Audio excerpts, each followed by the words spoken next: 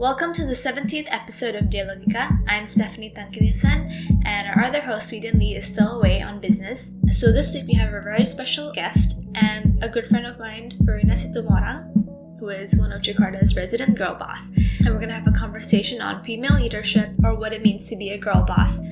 We're going to talk about embracing your inner bossiness and not really caring about what people think when you do that. We're also going to talk about feminine and masculine energies and the rigid stereotypes faced by women when they're in the workforce. And just rock it in the business world, regardless or not we are born a bossy female. So, here's to it.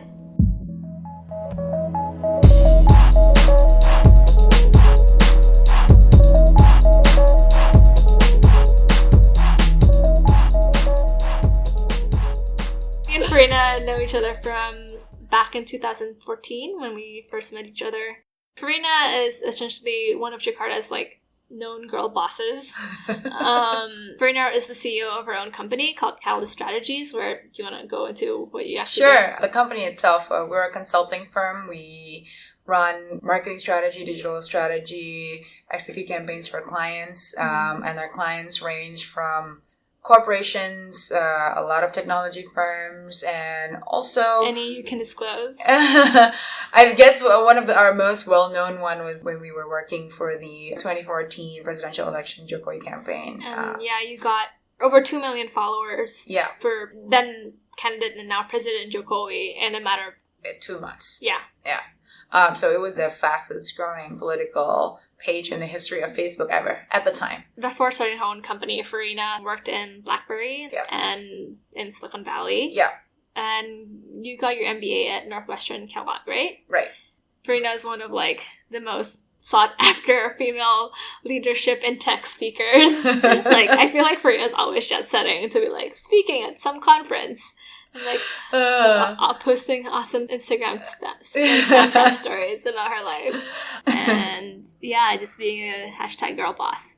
It's 2016, right? Yeah. And then we are still talking about women in the workplace and conferences and especially women in technology. And I kind of wish that the narrative should change in a way. Yeah. And then that discussion about gender should be irrelevant at some point. I think the thing with gender in the workplace is that if what can women do to lean in and make themselves heard? Yes. The problem isn't making themselves heard, but there's a lot of structural policy and issues and societal conditionings that make women want to quit their jobs after they have kids and things like that. A lot of these questions are already what can women do? Is there ever a question that we can't do anything? What can men do to make the workplace better for women who come back from motherhood? That would be a good question to ask in a male, all male panel. Yes.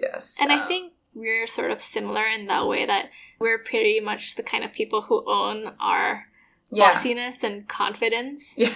And that has really helped. Yeah. Do you think that's a factor? I do think so. I think when you're confident enough and you're very comfortable with, your own skill sets and you believe that you have the competencies, obviously, and you're very genuine and very authentic in that sense. I don't think there's an issue people doubting you just because you're a woman.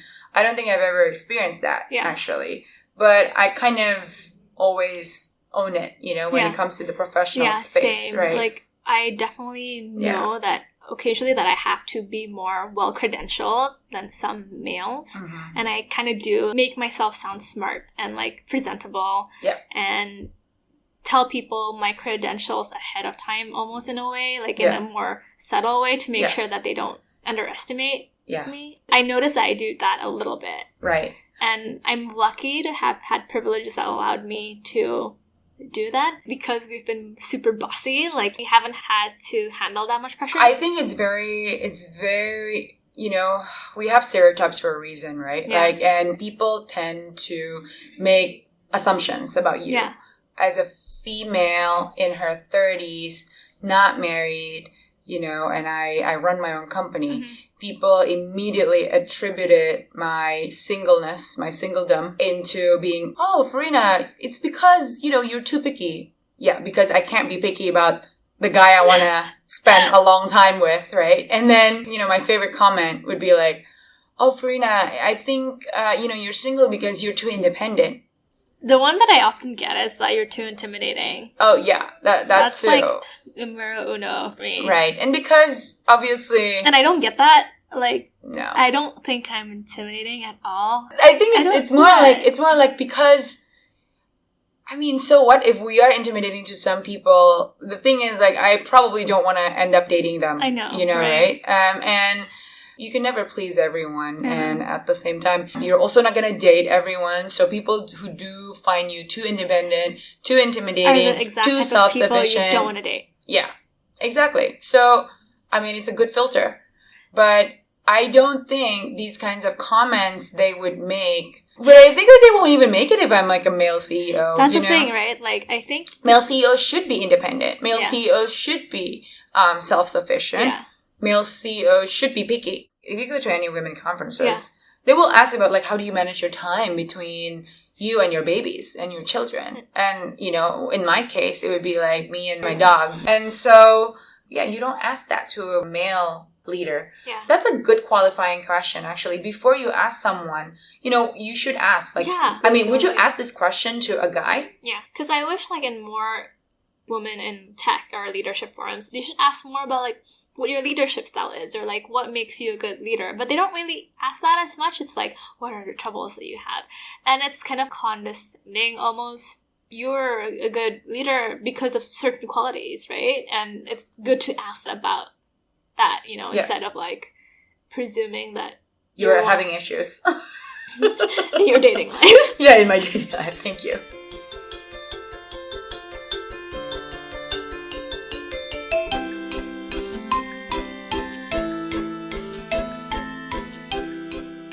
One thing that I know we've talked about a lot in our coffee chats is female and masculine energies, like how men and women have different kinds of energies, and there's this, like, assumption that women have feminine energies and men have masculine energies, and you want to talk about how misguided this concept is? I mean, I would suggest, actually, if you guys, like, are really interested in, like, the feminine, masculine energies, there are philosophies based around this. Is actually the tantric philosophy, not just the sex part, but tantra is a whole path, system right? Of like, thought. It's very comprehensive. And I would suggest a few books. Intimate Communion by David Deida is a really good book to understand feminine and masculine energies. Yeah. And we're talking about energies, not exactly like gender roles. It's not that because you're a female, then you should have more feminine energy, or like because you're male, then you have masculine energies, but it's just energies that you have. So in tantric philosophy, they believe like everything has feminine or masculine energies, and you can carry certainly both, and you do need both to live. Yeah. So when we're in the workplace, we harness our masculine energy to do things and to be, going through our purpose, getting through, leading, directing, that's very masculine. But then also at work, we could use feminine energy, which is more creative. Yeah, empathy, like being more in the present, like having fun, like, it's a play, and it's an awareness thing. Like you just need to be aware which one you're using at any given moment, right? I think it's just about awareness. And so many people, I think, without reading the whole philosophies about femininity and masculinity, mistaking it with the pink and blue for babies, you know? And boil it down to that actually is a very intricate and like very comprehensive concept that I would suggest everyone should just read and understand. And I think there's this stigma against femininity, especially for strong women. Oh, yeah. Yeah. And the thing is, like, female masculine energy doesn't really have anything to do with stereotypes of gender roles, right? Yes. Like, the problem is people force certain energies onto different sexes. Yes. And assume that, you as a woman have to be feminine all the time. Otherwise, you're a failure as a woman, Yeah. And that's, like, the flawed part of gender roles. The assumption because you have a certain sex that you have to perform that gender at all times and have that kind of energies at all times is, like, the flaw of the system. Yeah. It's not the whole masculine and female Again, energies. coming up with a certain formula for everyone, Yeah. which is like generalizing everyone into this. Must be a certain thing. Which is crazy when you think about it. The variety of people, and the thing is, like, I'm sure that societal norms have pushed a lot of people to feel more comfortable with different energies and uncomfortable with different energies, right? And suppressing those different energies because they feel like they need to fit those certain roles. Yeah. And that's like the thing, like as bossy women Yeah. who own it, like we've had to go through a journey to like reclaim feminine energy. Yeah. Exactly. Yeah. Yeah, absolutely. And it's almost as if you're a boss lady, then you have to dress up a certain way. Like you have to dress like in this masculine blazers and like be like wear totally blacks and wear blacks and blues and you know, which and is that's what all. I do. I do. I'm wearing blue right now. Okay, I'm very neutral just, like, color, wear it and you brown. have black. Yeah. But I think it's like, and somehow we can't be feminine. Mm-hmm. And you can. Like, you could do whatever you want, really. The right? point is, like, you just live your life. You can do whatever you want. Yeah, people. you do you. You know, I've been telling you, like, recently I started taking ballet lessons, which I hated as a child. Like, I grew up with Taekwondo. I was, like, super tomboy. I was the best Taekwondo person in that class, period. Yeah. Like, I beat up all of the boys. That was my thing, right? Yeah.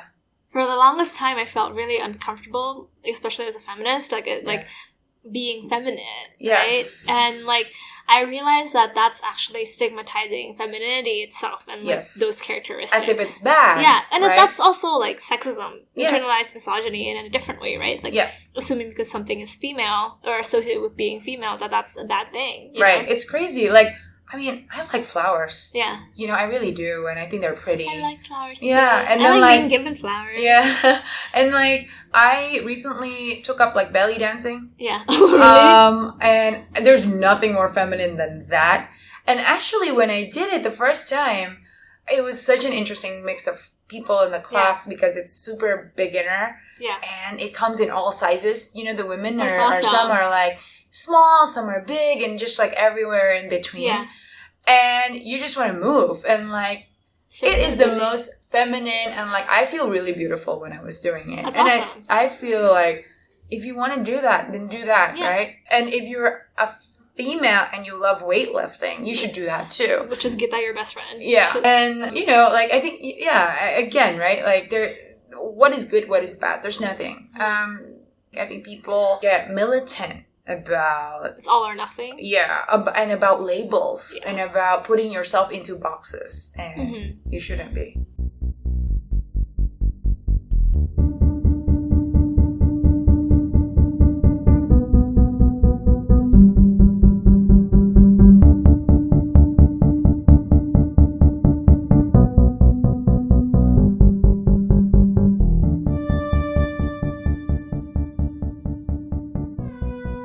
As long as you're really comfortable with whatever choices you make, I think there's no issue at all. And right? I think my problem is more with the external societal pressures. Yes. Like, if anything, I think that's more of the career, leadership, professional challenge.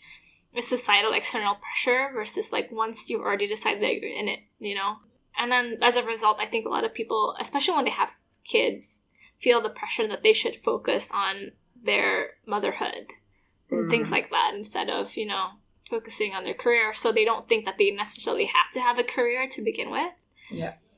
And I know that, like, this is so crazy, but I know people who, they were like 23, 24, and then their boyfriend at the time forced them to stop working. What? Yeah, and then, like, one broke up with someone I know because they, like, wanted to work after they got married, and the guy's, like, so conventional and wanted her to become a full-time housewife.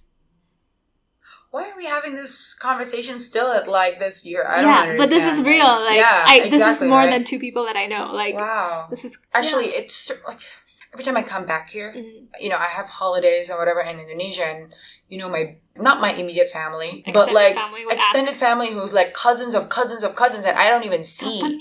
Yeah, exactly. It's like, when are you gonna marry? Like, who are you dating? Like, where's your boyfriend? Are you sure you don't want to marry a Batak guy? You know, like, and I'm like, look, I'm smart, I'm independent, right? And I don't need a man to complete me. Yeah. So I basically, like, it's binary, right?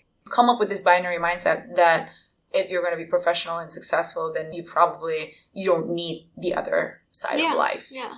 And I took that to the extreme max. level. Yeah. Again, I'm like a very like all or nothing kind of person. And then also in Canada, I went into depression, and I went through a lot, basically, and, you know, through a lot of things, meditation, this and that. I sort of like come back and, decided that I would stop giving a fuck. And I just like want to be who I am. And that's it, and like just explore that. But really funny story. Back in 2012, like early, I was still living in Canada working for BlackBerry. Yeah. My grandmother, out of the blue, called me. Yeah. And then she's like, hey, you know Hillary Clinton? Yeah. And I'm like, of course I know Hillary Clinton. Yeah. Secretary of State, right? At the time, I think. Yeah. And I was like, yeah. If you don't want to get married one day, but you are like Hillary Clinton, yeah, I'll be fine with that. Thank you. So I should just be Secretary of State, or I should be married. Those are my options. Oh God. Thank you, Opong, my grandmother. I love her. It was just something like super hilarious. And it's like either get married or be a super badass bitch. Yeah, yeah. And I was like, okay, thanks.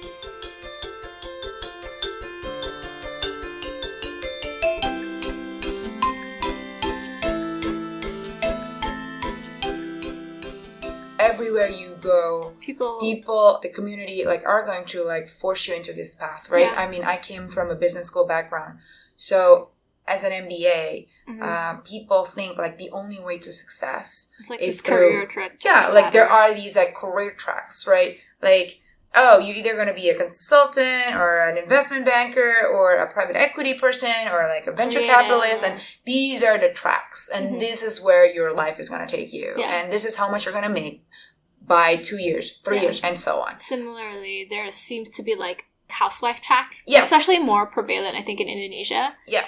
And like our society is like, if you're not a career woman, you should be on the mommy track. Yeah. I'm sure this is societal pressure has always been a thing, but given that we live in such a social media intensive lifestyle and way of life, I think younger people today feel even greater scrutiny to like fit into the stereotype and molds of success or living a good life, Yeah. There's a lot of pressure to conform to a formula. Yes, exactly. People always try to put you into a formula. Why? Because it is easy. Yeah. And it's simple. Yeah. And it's probably what they go through. So I guess if you do stick to the societal norms and you were married when you were 25, which is there's nothing wrong with that at all. Yeah. But you see a bunch of other people and you see that are having fun. And I don't know, like if you're having fun, you're going to be fine. Yeah. But if you're not, then if you're doing it for societal norms and pressure, then that's probably not a good idea. Exactly. Yeah. Right. So what is more important, I guess, is to really embrace whatever sides you have, no matter, if you're a masculine female or a feminine female or a feminine male and a masculine male, whatever you are, right? Just, again, do you, and that authenticity, if you really do that will come out in your leadership. Yeah.